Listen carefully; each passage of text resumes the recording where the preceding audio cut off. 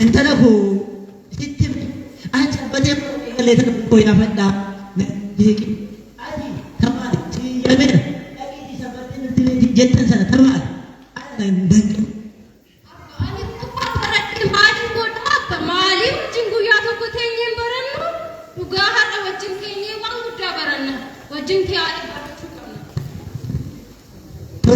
تجيب الدم وتوديه وكلامنا كيستا ما يشوف جدنا كذا نرى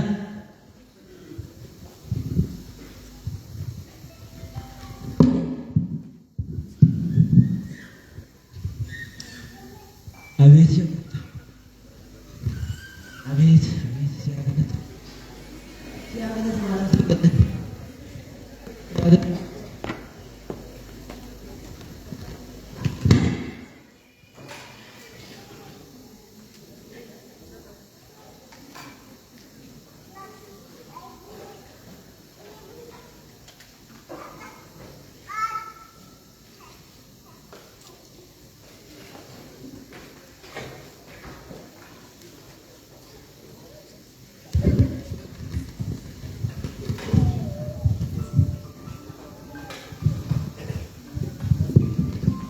Menetikkan maka apa kan ilma kan afrul kullu wa toko amin basma ab wa wald wa manfas qudus ahadu amlak amin basma ab wa wald wa manfas qudus ahadu amlak amin ክቡራንና ክቡራት የእግዚአብሔር ቤተሰቦች የእናታችን የቅድስት ድንግል ማርያም የመስቀል ስር ያደራና የበረከት ልጆች በእግዚአብሔር ፍጹም ሰላም እንደምን አደራችሁ? ቶሌ ማቲ ዋዋቀዮ ሁንዱም ትኬሰና አከብተኒ አሜን ዋቃ ኬኛፍ ገለኒ ሃተው ትክሴ ነጋኑ የጌ ኑ ትክሴ ጋሩማ ሳቲ መነሳቲ ከወልት ኑ ቀቤ ዋቃ ኬኛፍ ገለኒ ሃተው ቶሌ isa galateeffannee ishee biraa kan hin hambisne haati teenya maaramiin maqaan ishee kan galatome kan kabajame nuuf haa ta'u. Egaa amma mana kiristaanatti walitti qabamtanii sirni qulqulleessaas kaa hunduu raawwatee amma teenyee qaalii waaqa wajjiniin baranna jechuudha. እንግዲህ ከዚህ ቀጥለን የእግዚአብሔር ቃል አብረን እንማማራለን። የሚያስተምር ማን ነው? እሺ የሚያስተምረን አምላካችን ፈጣሪያችን እግዚአብሔር ነውና እሱ በቸርነቱ በመካከላችን ተገኝቶ ያስተምረን እንዲመክረን የሱ ቅዱስ ፈቃድ ይሁንልን። የትምህርታችን ርዕስ የሚሆነው እግዚአብሔር ፈቃዱ ከሆነ እግዚአብሔር እንደ ልጆች ያደርግላችኋል። ዋቀዮ አከዳይመኒ ኢሲኒፍ ኒታሲሳ ከንጀዶ ወጅኒን በረን እንግዲህ በርዕሳችን ላይ እንዳየነው የርዕሳችን ዋና ዓላማ እንደ ልጆች መሆን እንድንችል እንደ ልጆች ሆነን የእግዚአብሔር መንግስት እንድሰጠን በልጆች መንፈስ መመላለስ እንዳለብን ነው። ስለዚህ ሁላችንም እንግዲህ እግዚአብሔር እንደ ልጆች ያደርግልናል እና ሁላችንም እንደ ልጆች መሆን አለብን ማለት ነው። እንደ ልጆች መሆን አለብን ስንል ልጆች ምን አይነት ባህሪ ያላቸው የሚለውን እናያለን። ልጆች አሁን ያጠፉትን ነገር አሁን ተጣልተው አሁን ይታረቃሉ። አሁን ያጠፉትን በኋላ ይረሳሉ። እኛም ደግሞ ለበደልነው በደል ላጠፋነው ጥፋት ቶሎ ብለን ንስሐ መግባት እንዳለብን፣ ቶሎ ብለን መመለስ እንዳለብን፣ ስንኮራረፍ ቶሎ ብለን መታረቅ እንዳለብን የእግዚአብሔር ቃል ይመክረናል ማለት ነው። ስለዚህ ሁላችንም ሁል ጊዜ እንደ ልጆች መሆን አለብን፣ እንደ ልጆች መመላለስ አለብን። የምንጣላ ቶሎ ብለን መታረቅ አለብን። ክፋት የምንሰራ ከክፋታችን ቶሎ ብለን መመለስ አለብን። ክፋታችንን መርሳት አለብን። ወደ እግዚአብሔር መመለስ አለብን። ስለዚህ ሁላችንም ሁል ጊዜ እንደ ልጆች መመላለስ አለብንና ይሄንን የእግዚአብሔር ቃል የእግዚአብሔር መጽሐፍ ቅዱስ እንግዲህ በመንፈስ ቅዱስ ታግዞ ቅዱስ ጳውሎስ ይጻፈልን ይሄን ይመክረናል፣ ይሄን ይነግረናል ማለት ነው። ስለዚህ ሁላችንም ሁል ጊዜ እንደ ልጆች መሆን አለብን። የእግዚአብሔር መንግስት እንደ ልጆች ካልሆናችሁ አይሰጣችሁም ተብሏልና ሁል ጊዜ በልጅነት መንፈስ መመላለስ አለብንና ሁሌም እንደ ልጆች ሆነን ኖረን ከኃጢአታችን ተመልሰን ንስሐ ገብተን ቃሉን ሰምተን የእሱን መንግሥት እንድንወርስ የእሱ ቅዱስ ፈቃድ ይሆንልን። ለዛሬ ያስተማረን የመከረን የአባቶቻችን አምላክ ስሙ የተመሰገነ ይሆንልን። የእናታችን ቅድስት ድንግል ማርያም ስም የተመሰገነ ይሆንልን። ወስብሐት ለእግዚአብሔር።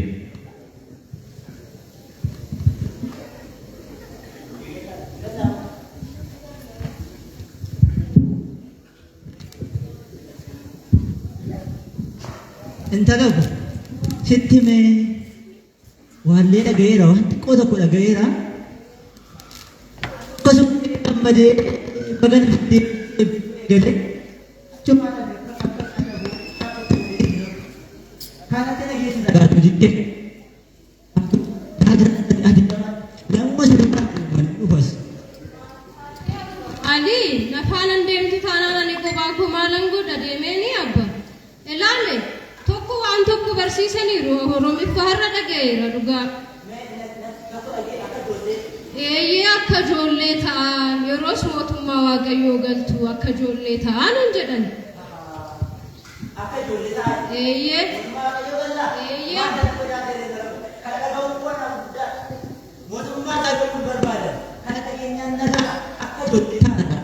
Eeyyee dhugaa kottu akka ijoollee.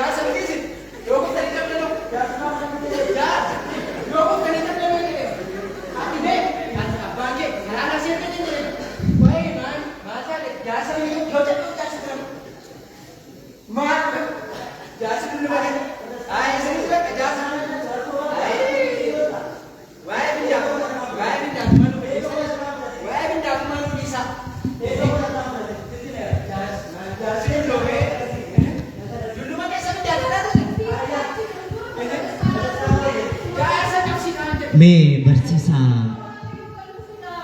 እንዴት ነበር እስቲ ያስተማርኩት? ስለ ትምህርቱ አንተም ቁጭ ብለህ ስትከታተል ነበር? ቆይቼ ስወጣ ነው ያየሁት። በርሲሳ እና ጎዳ ባለ ፋንደሮች ሲከተሰ በርሲስተን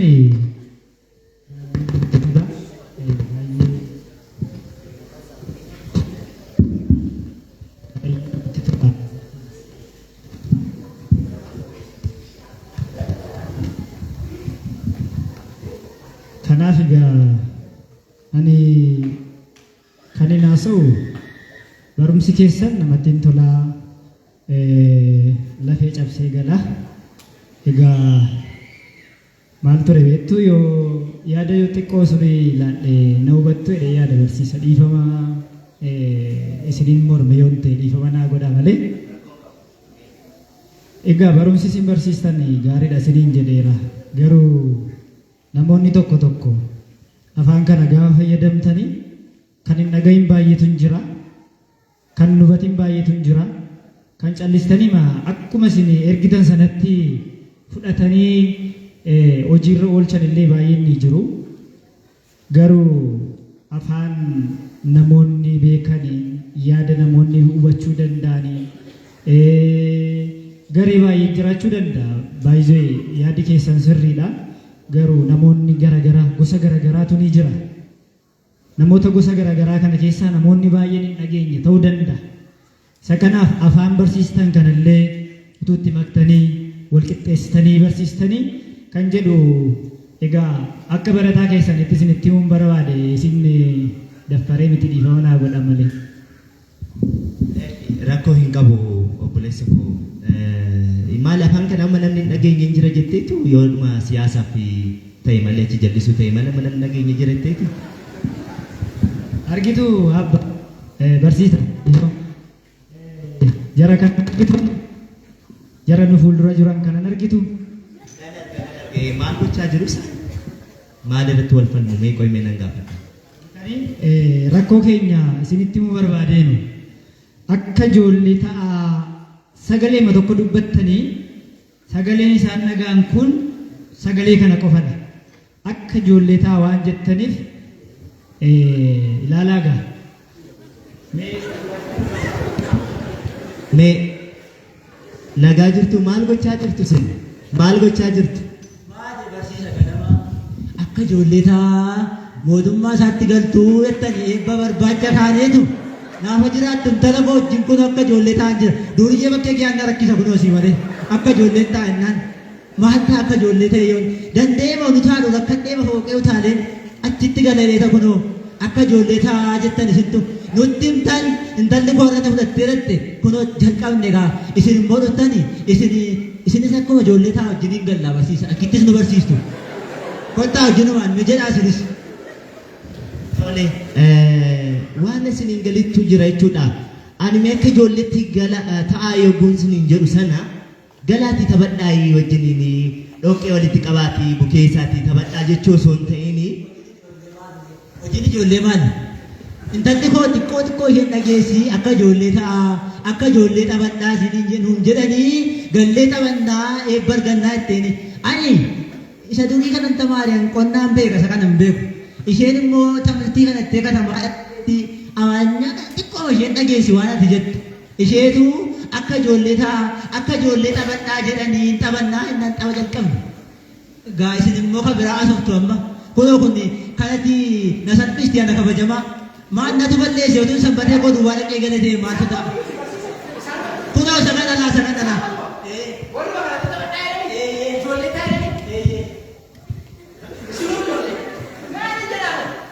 Obboleessa koo baay'ee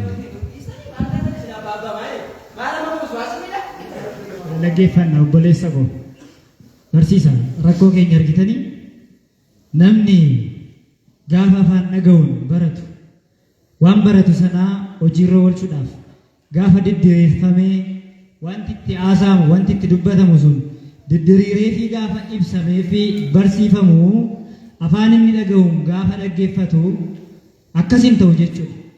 Akkuma sila isiniin jechaa ture dogoggorri keenya namni afaan beeku dabuubii gaafa dhaqxan afaan dabuubiidha. Oromiyaa gaafa dhaqxan afaan Oromiffaan. Amaara gaafa dhaqxan afaan Amaaraan. Afaan uummati kun dhaga'uu danda'u afaan inni beeke ittiin qalbii isaa jijjiirratee uummata isaa ittiin jijjiiruu danda'u kanaan wal taanee waliin wajjiniin deemnee utuu barsiisne namni kun jaarsummaadha qabee gara ijoollummaatti hin deebi'u jechuudha. Mee isin yaada kanarratti maal qabdu barsiisa?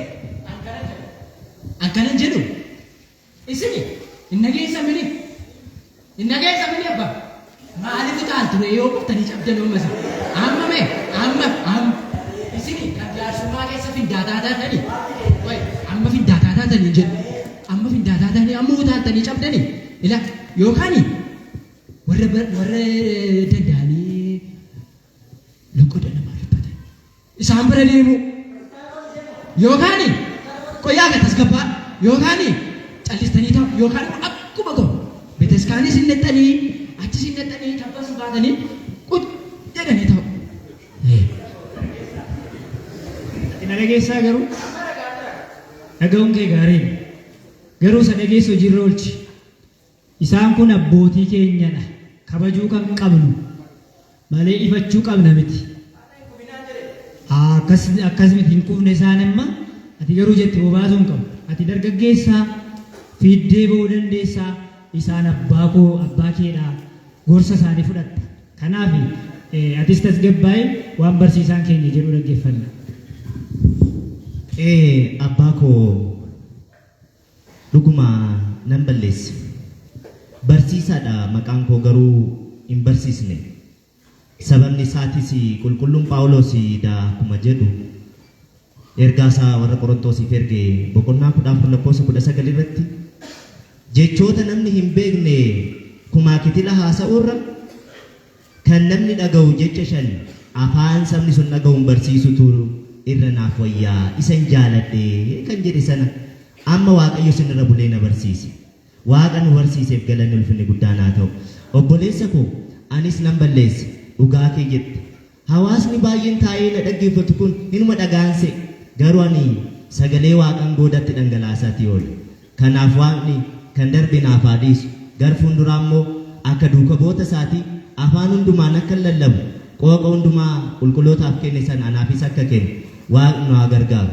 Abbaa keenya innis hin balleessin isas barsiisuuf jedheet isinis barsiisuuf jedheet akka isin teessanii too taphattanii daa'ima taatanii too nu barsiistan kan godhe Waaqa isinirra bulee nu barsiiseef galanni haa ga'u. Maalan godha. Kan abbaatotaa koo gaddaa hiriyee koo ijoollummaan dhabe.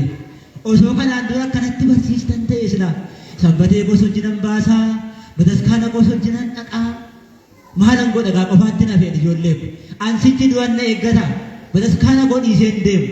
Isin garuu akka goriyaa keessan akka hin dhabneef waan inni dhaga'u isa barsiisaa. Itti maa hin gaabbitu goru. Waaqayyo isinitti kenneera. Waan qaamuma isin deeggaru barbaadadhaati. Tokkitti hongeelattii sana uummata koo biraan naa ga'ati. Adaraa keessan jabaadhaa. Akka goriyaan dhabinaan isiniin jedhaan. Kan jiran jetti intalli qoon hin beeku. Waldaa waluu itti waldichas hin beeku. An tokkittii koo maamara godhaqee galuudha. Waldicha immoo isin iyyaafadhaati. Isin gaggaafadhaati. Wajjin ta'aati uummata kana barsiisaa. Hiriyaa keessan qabadhaa jiraadhaa. Kan isin ta'u jaalala namaadhaaf birriidha. Ishee duwwaatti isin ta'u. Achi immoo isa gooftichaan argattu. Ishee amma natti himtan kana ofiisuudhaa jedha ilma koo. Atis wallaalaa ta'e. Atis immoo dogoggora kee beekteetta. Waaqayyo isin haa jabeessu jabaadhaa jedhaanii. Ameen abbaa koo ulfaadha. Barsiisonni akka koo qooqa uummanni dhaga'uun hin barsiisne hundumtu jabaannee wal taanee qooqa inni uummanni keenya dhaga'uun akka barsiisnu Waaqni nu haa gargaaru.